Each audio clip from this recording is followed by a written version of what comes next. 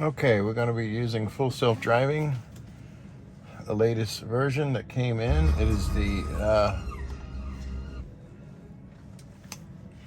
12.3.6. Let's see if it sees those speed limit signs. I have a problem with my middle seatbelt buckle in the back. It gets kind of damaged by all the people I drive. As you can see, I currently have 230,000 miles on the car. Almost all of that has been on full self-driving. We're going to be telling this to go to the Brownsville airport. It probably will not make it out of this parking lot. This hotel has all these weird markings that makes it very difficult for the car to get out on its own. I'll turn off the Uber app. So, navigate to the Brownsville airport. And let me actually engage so it gets off of that. Too far from the Wi-Fi connection here. Navigate to the Brownsville airport. And you can see, even though I just engaged or put into drive, it is already ready to go on the full self-driving. If I engage it, let's see what happens. Kind of picks up a little bit of speed here, but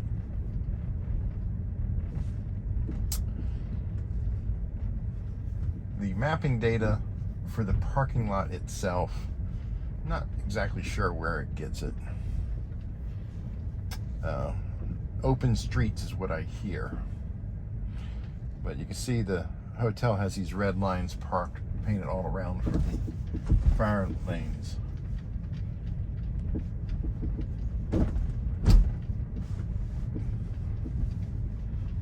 But right up here, I usually have to take over. It's kind of hugging that side. It needs to get onto the right-hand side of this building, but because of the way they have it marked here, it looks like a median, so even if I signal, the car is not going to cross it. Okay, so it is trying to get around here, so that's good. And then, so right there at the last minute, should have done a lot earlier back there, but no cars are coming, so I went ahead and let it. So it did an okay job figuring it out. And it's kind of creeping forward to look around all these plants and stuff, just make sure no one's coming. Most people will shoot out there, but the condos back there, you actually have to get in the left-hand lane to enter the code to get into the fence. So a lot of times somebody will be in the left-hand side of the road coming pretty quick to get that gate. So if you shoot out there, you're going to get hit. It's happened a few times. I'm keeping my fingers crossed on this update. I'm hoping it will actually see the speed limit signs that I've always had issues with, especially on these overcast, cloudy days. I am still in control. I'm still paying attention. The cabin camera watches me to make sure I'm watching the road. It will prompt me every now and then for resistance on the steering wheel. And so we have the stop sign. Last year, it used to not stop for that stop sign, so it has gotten better. They have fixed quite a bit of that. Very fast acceleration on this version. I do have it on Auto Max. It's wanting to do 42 and a 30. I'm not really comfortable in that. Using the scroll button to try to tell it to slow down when you have it in Auto Max does absolutely nothing. I really wish if they would add that. Even though we have it at Auto Max, I don't want to change the speed. I just want to say, hey, I'm not comfortable, slow down a little bit without disengaging. It'd be nice if we'll listen to that.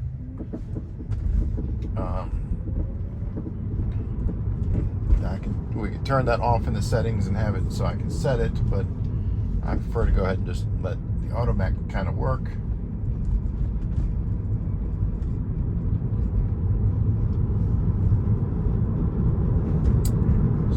Again, we're in a 30. It's popping up there to 45, but we are coming up to the bridge here.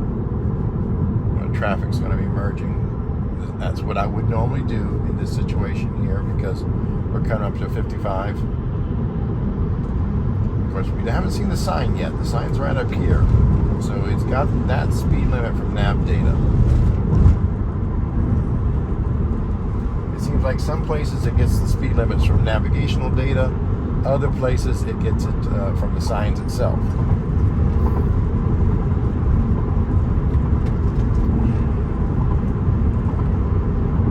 Now it's doing 63 and a 55.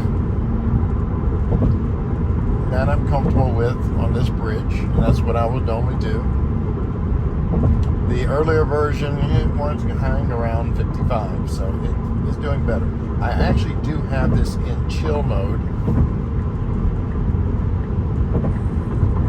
It's changing lanes to be on the outside lanes. I think it might be because that truck behind us is coming up a little bit faster, so it's getting out of its way. Can't really see SpaceX much for a while now. It's been very foggy and cloudy from the island.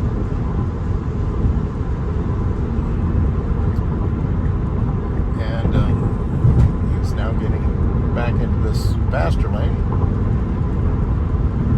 So it moved over to let that truck pass since he was going faster than we are.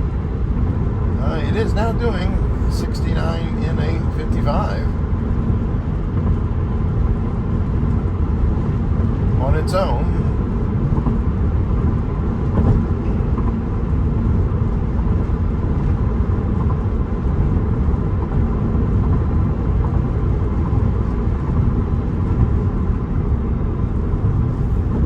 This is a 2-mile bridge that joins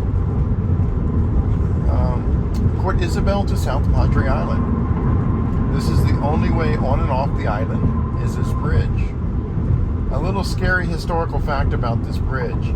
A few days after the 9/11 terrorist attack, this bridge got hit with a barge, collapsing a section of the bridge.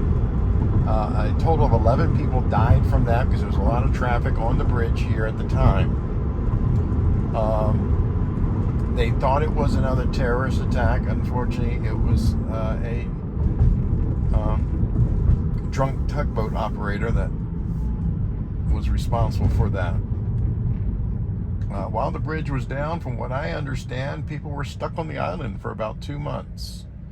I mean, they can take a boat and ferry the people back and forth, but as far as getting supplies onto the island, getting people on, or vehicles on and off the island, it was 2 months until they were able to rebuild the bridge. And it's still the only way on and off the island.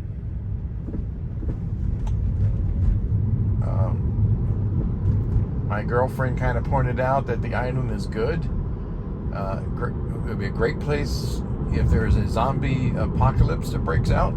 We can fortify the island. The bridge could be a choke point, so we can just keep all the zombies off the island. And there's plenty of fishing and ducks on the island, so plenty of food. We'd have to get used to Beijing Cao Ya, which is Peking duck, which is actually pretty good when she cooks it. I wouldn't say pretty good, it's very good. She's an incredible cook.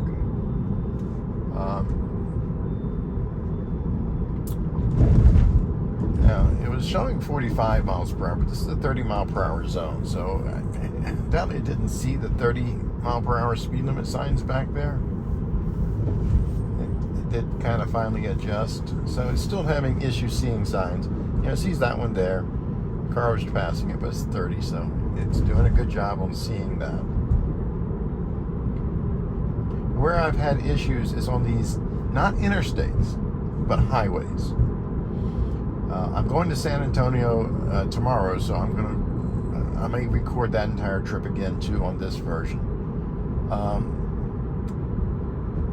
It doesn't like to see all the speed limit signs on these highways that are not interstates, especially when it's over 65 miles per hour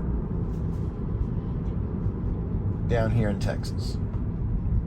Now, this is a 2018 Model 3 long range, so I don't have the HD cameras that the newer models have.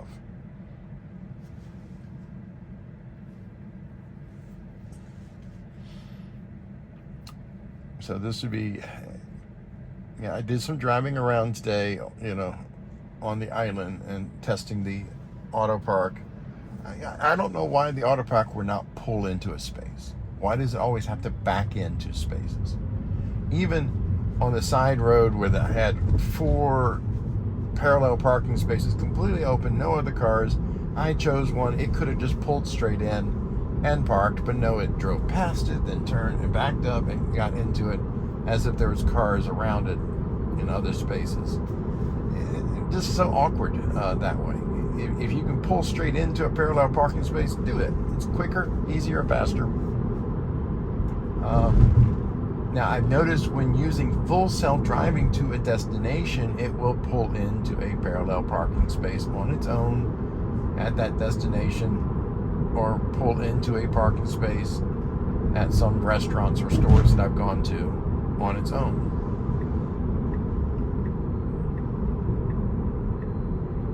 So we got some coming up here at the caution light. It's coming to a stop here at the white line. It may move out into the intersection. Sometimes it does that. It seems to be wanting to do that now, getting ready to make the turn, but yeah, and it can go now. Not sure what that truck is doing, or that other one oncoming. It's in the intersection, so I was going to go and go for it.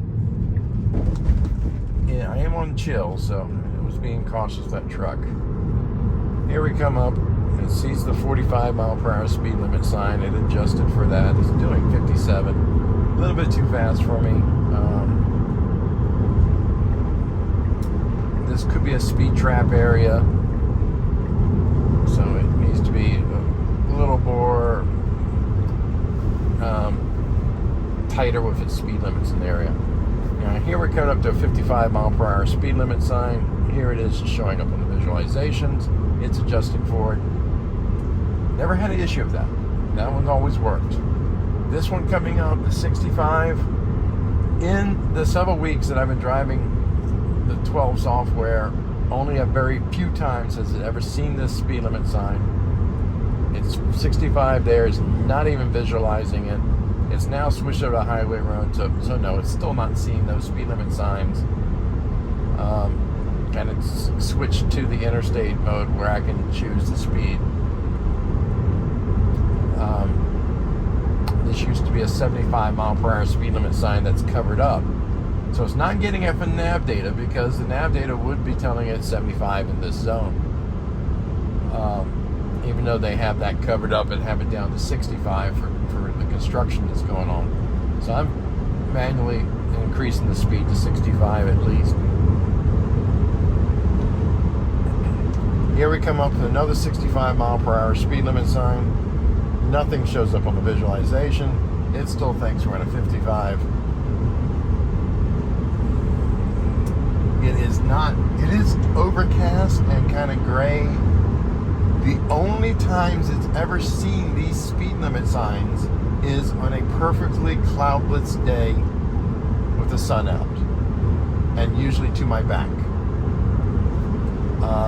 That's the only time it seems to see these speed limit signs. I don't know if it's because the signs are blending in with the background, the grayness of the background, so it's hard for it to make out, which is a good possibility. Cloudless day, blue background, it kind of, that sign shows up a little more. That is my best guess. I don't know.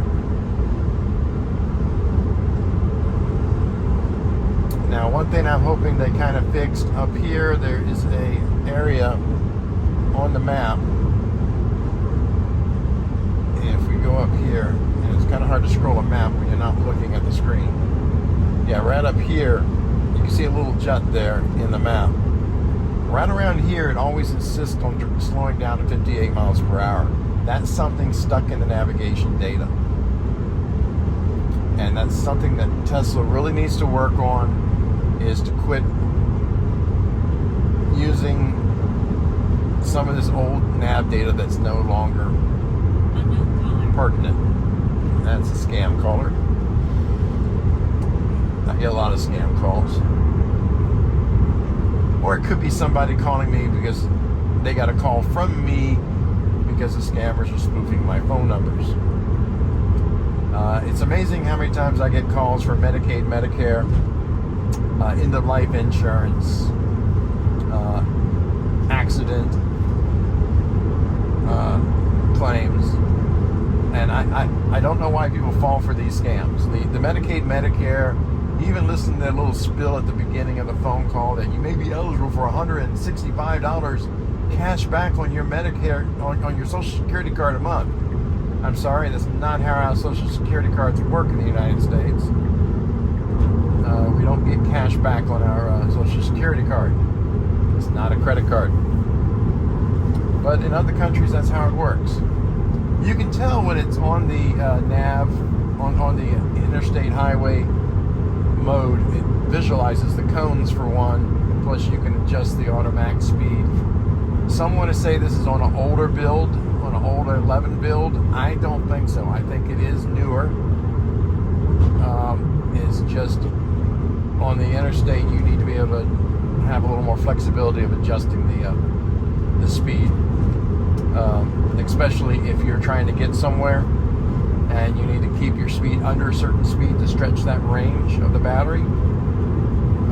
You need to have that option. Not as critical in smaller areas where the speed is not that important, but usually when you're on a highway interstate, you're driving for a while, so that might be where you want to stretch your mileage. It would be nice if the full self-driving will take note of what your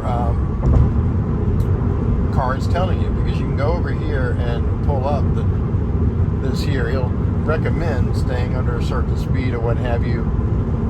It'll be nice if full self-driving, when you're doing a long road trip, would notice that and say, hey, I'm not going to go over this speed limit. Right here, we're coming up to a 75 sign. Right here, it's not showing up at all. So we're now technically in a 75 mile per hour zone. So I'm going to actually increase this a little bit to 70 at least.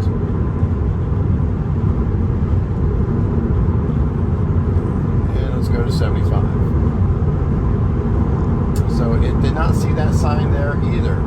I had a lot of green foliage background, so it should have. And it's not pulling it from nav data. It still thinks we're in a 55. I really wish if this would be fixed in the next version coming out. Hopefully the next version will be on the spring chain, spring updates. That way more people can get it. Since we're still basically on a January build of the software. When you see the software numbers of 12.24.3, that's the third week of the year 2024. This is a slowdown here. It's still here. It's dropping down to 58 miles per hour for no reason. And it's the same place where this little change here. So undoubtedly when that data got put into that map, there was something going on here, some construction or something where everything shifted over. It's still stuck in the nav data. It's still slowing down for that construction that's not there. I have been here since 2020, and there has never been construction in this area since 2020 that I've seen, and I drive this route 3-4 times a day. It's still there. It's a constant navigation issue that Tesla needs to work on. The biggest thing they really need to work on is these speed limits, though. This is really annoying. It is still overcast. The sun is coming out. It's not raining. In the previous version of the 12.3.4, my windshield wipers would be going off right now. In this area, they're always going off thinking it's raining. So far today, I have not seen those windshield wipers going off for no reason. So hopefully that's been fixed.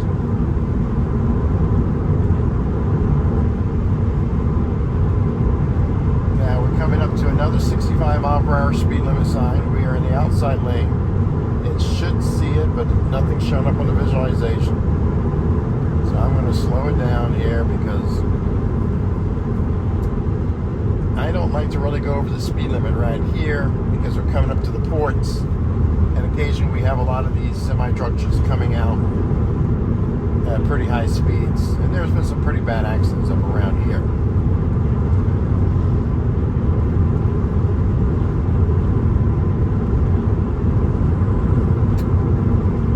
So right now we are heading to the airport. I'm going to check the flight. I am still paying attention to the road.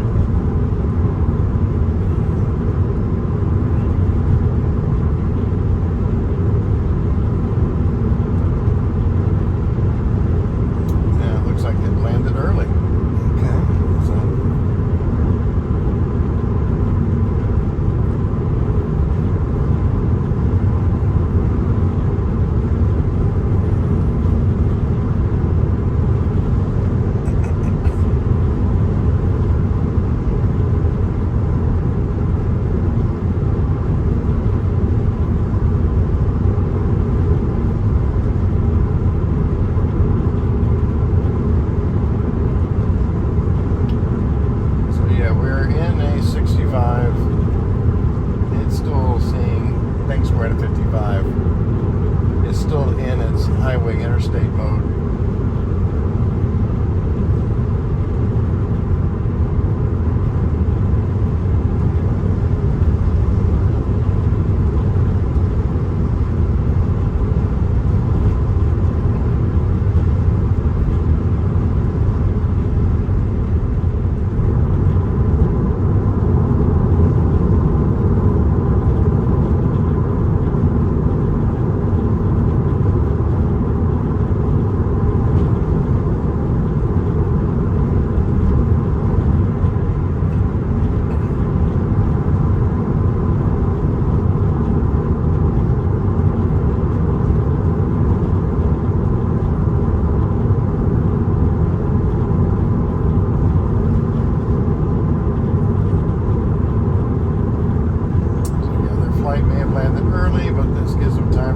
Luggage and stuff,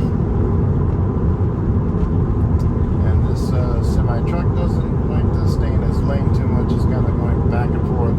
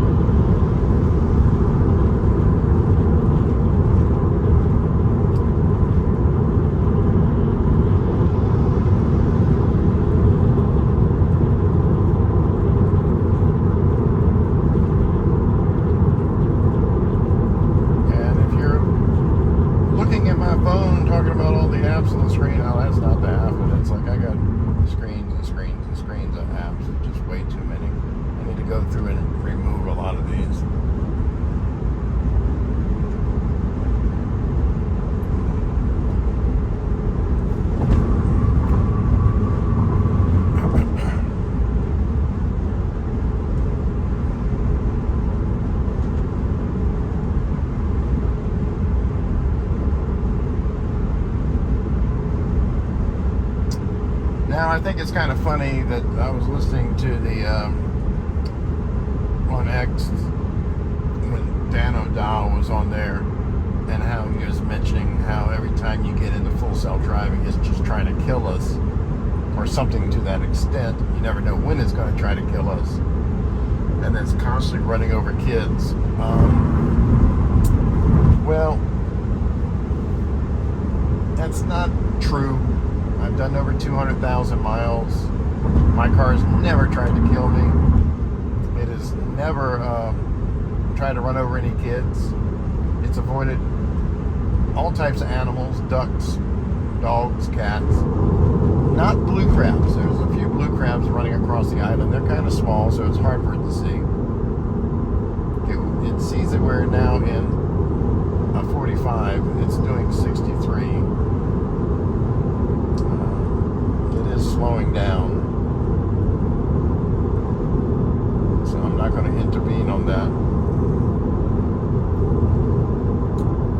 But no, I mean, it doesn't see the small blue crabs running across the road. So we leave crab meat behind. Usually in the springtime, you see the crabs running across the road early in the morning. And they always try to pinch the car. They're brave little guys.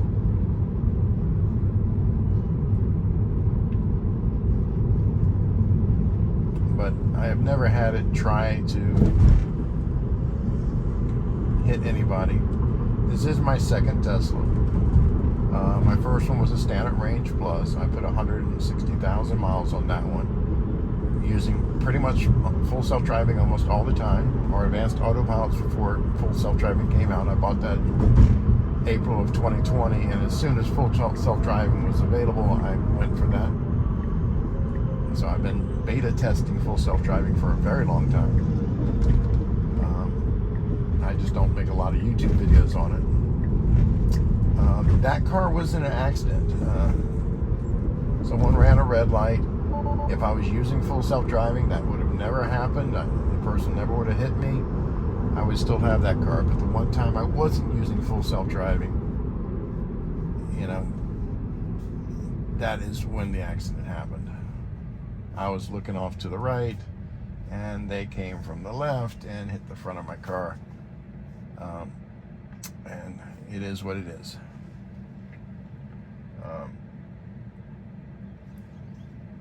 I was lucky to be able to upgrade from a standard range to a long range, so that was good.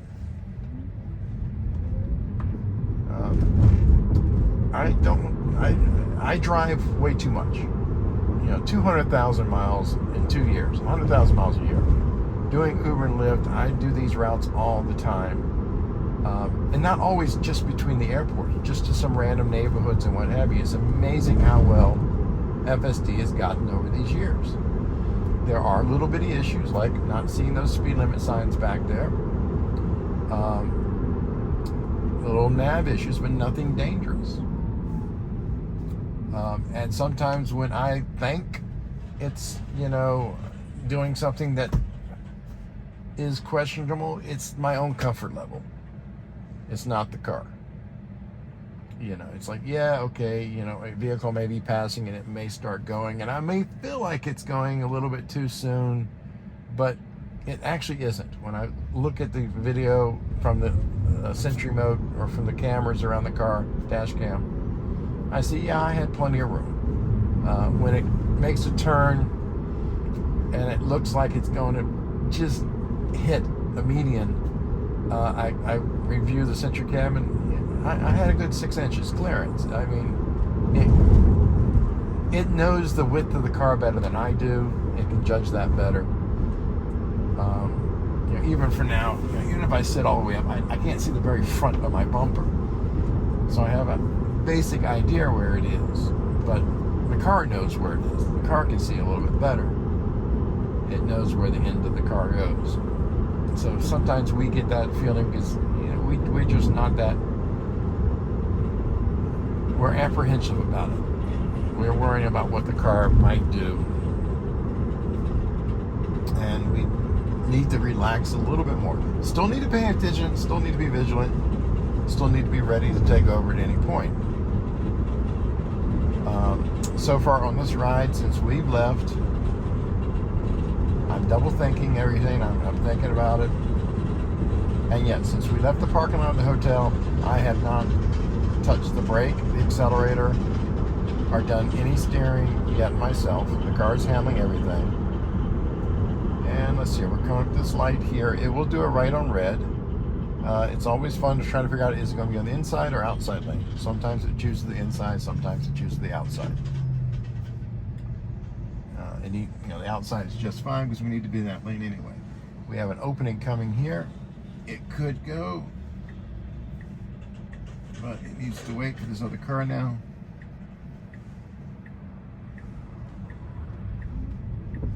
So it's waited for the other car and it's taking the outside lane here. And we're speeding up here.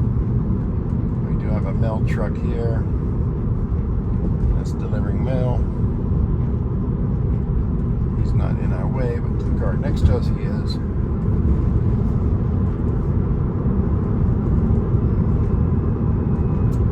Also, this map, this parking lot for the airport, they've renovated and changed the airport and moved things around. So the map data is not exactly correct. So I usually have to do a few things when I get to the parking lot because of the data.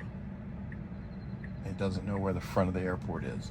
If I was going to the Harlingen Airport, it knows exactly where that is, and it pulls in just fine into an open parallel spot for me to drop someone off at the airport. It'll be nice when I'm navigating to the airport that I can choose, and I'm sure other airports that are bigger, there's different locations. This is a small airport. It's only 100 yards between the drop-off door and the pickup door, so it just goes for like the middle door. But it'd be nice if we could choose a little more exactly where we want in the airport without having to go to the map and zoom in.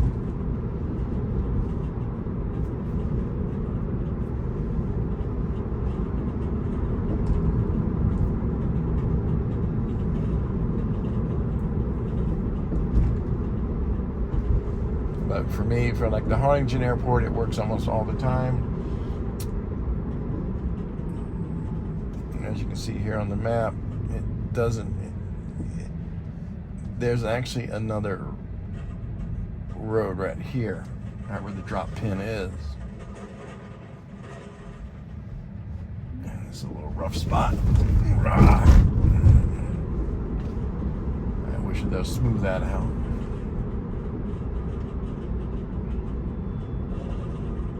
And this is not a very complex drive at all. It's a very easy, relaxed drive. I may have a few little spots I run into every now and then that's as bad or worse than Chuck Cook's left turn. I have seen a few where there is just no visibility to the left at all. There's too many trees. There is political signs and everything blocking the view. You have to go by gut feeling that nothing's coming. And that, I have to say, is the county's responsibility. They should not allow that obstructions near an intersection.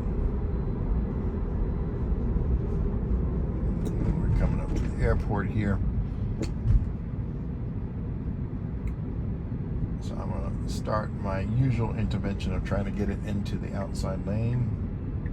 At least it's listening this time. Before, I used to have to fight with it. So we're dropping down to 15. It sees that sign, coming up to 5. And it's trying to go back over. I want to stay in this outside lane.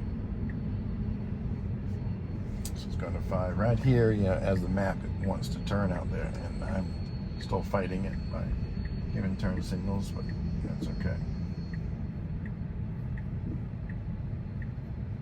And now it's going to come out here to the on the outside.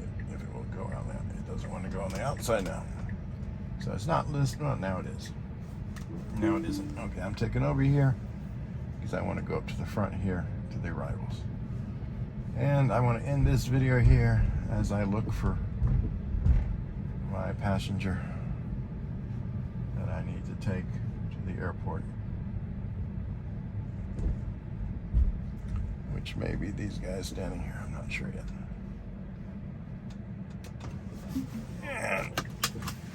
And I'll talk to y'all later.